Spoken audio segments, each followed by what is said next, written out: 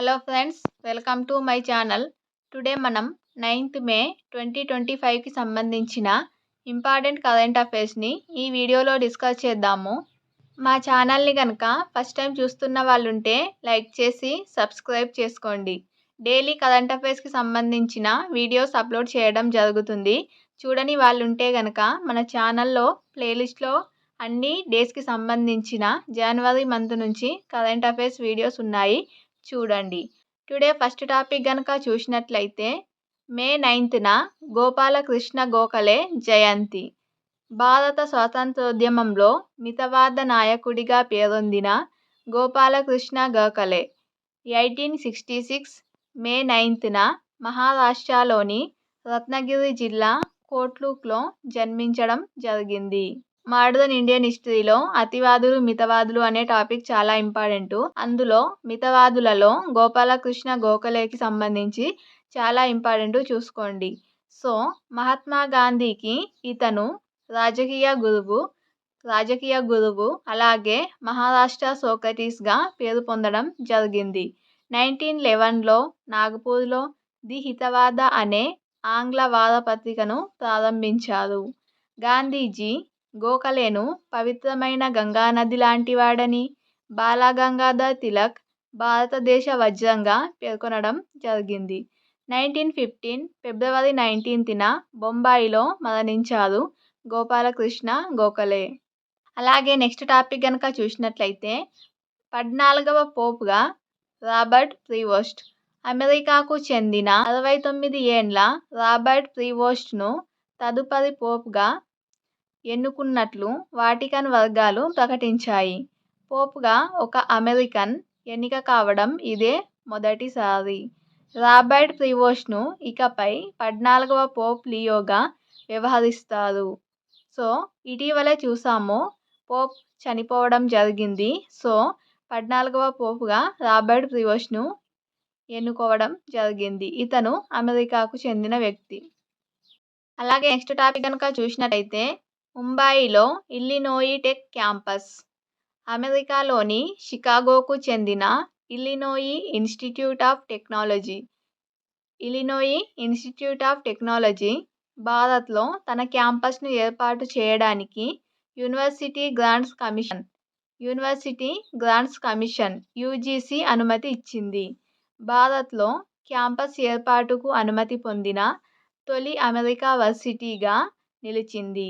వచ్చే సంవత్సరం 2026 ఆగస్టు నుండి ఈ ఇన్స్టిట్యూట్ ప్రారంభం కానుంది. అలాగే నెక్స్ట్ టాపిక్ చూసినట్లయితే ఎఫ్డీసీ ఎండీగా సునీతా భగవత్.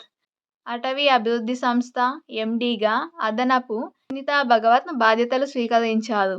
ఇప్పటి వరకు జి చంద్రశేఖర్ రెడ్డి ఈ ఎఫ్డీసీ ఎండీగా ఉండడం జరిగింది.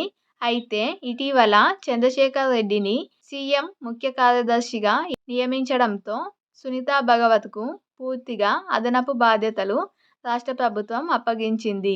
అలాగే నెక్స్ట్ టాపిక్ కనుక చూసినట్లయితే ఇది తెలంగాణ పథకాలకు సంబంధించి చాలా ఇంపార్టెంట్ టాపిక్. తెలంగాణ ప్రభుత్వం కొత్తగా ప్రకటిస్తున్న పథకాలను చూసుకోండి. ఇది ఇందిరా సౌరగిరి జల వికాసం అనే కొత్త పథకాన్ని ఈ నెల 18న నాగర్ కర్నూల్ జిల్లా మన్ననూరులో సీఎం రేవంత్ రెడ్డి ప్రారంభించనున్నారు. దీని యొక్క ఉద్దేశం, ఇది ఎందుకు ఈ పథకాన్ని ఏర్పాటు చేయడం జరుగుతుందో చూద్దాము.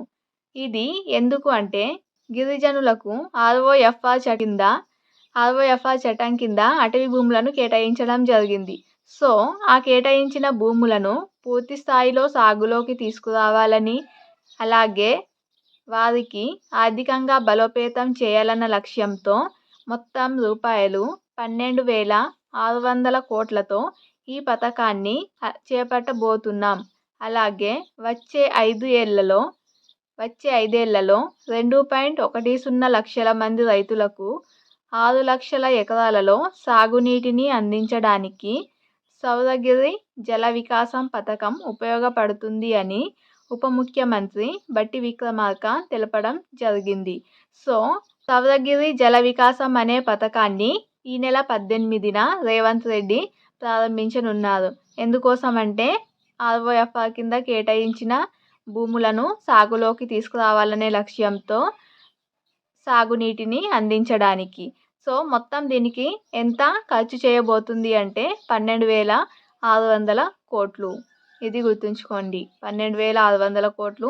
ఉద్దేశం, పథకం నేము, ఎప్పుడు ప్రారంభించనున్నారు, ఎక్కడ? నాగర్ కర్నూలు జిల్లా, మన్ననూరు. నెక్స్ట్ టాపిక్ చూసినట్లయితే అందాల పోటీకి ముస్తాబైన భాగ్యనగరి. తెలంగాణలో తొలిసారిగా మిస్ వరల్డ్ పోటీలు నిర్వహించనున్నారు. ఇవి ఎన్నవ మిస్ వరల్డ్ పోటీలు అంటే 72వ మిస్ వరల్డ్ పోటీలను మన తెలంగాణలో హైదరాబాద్ వేదికగా నిర్వహించనున్నారు. సో ఇవి అటు దేశానికి ఇటు రాష్ట్రానికి కూడా ఎంతో గుర్తింపు తీసుకురానున్నాయి. ఈ మిస్ వరల్డ్ పోటీల యొక్క నినాదం వచ్చేసి తెలంగాణ జరూర్ ఆనా. తెలంగాణ జరూర్ ఆనా అనేది మిస్ వరల్డ్ పోటీల యొక్క నినాదం. తెలంగాణకు తప్పక రండి. సో ఇవి ఎక్కడ నిర్వహించడం జరుగుతుంది అంటే గచ్చిబౌలిలోని ఇండోర్ స్టేడియంలో 10వ తేదీన అధికారికంగా ఇవి ప్రారంభిస్తారు. ఈ వేడుకల్లో మన సంస్కృతి సాంప్రదాయాలను చాటి చెప్పేలా కోస్గి, వరంగల్ ప్రాంతాలకు చెందిన 250 మంది కళాకారిణులతో పేరిణి నృత్య ప్రదర్శన ఉంటుంది. దీంతో పాటు గుస్సాడి, ఒగ్గుడోలు, కోలాటం వంటి జానపద కళారీతులు ఉంటాయి. 109 దేశాల నుంచి మిస్ వరల్డ్ పోటీదారులు హైదరాబాద్కు చేరుకున్నారు.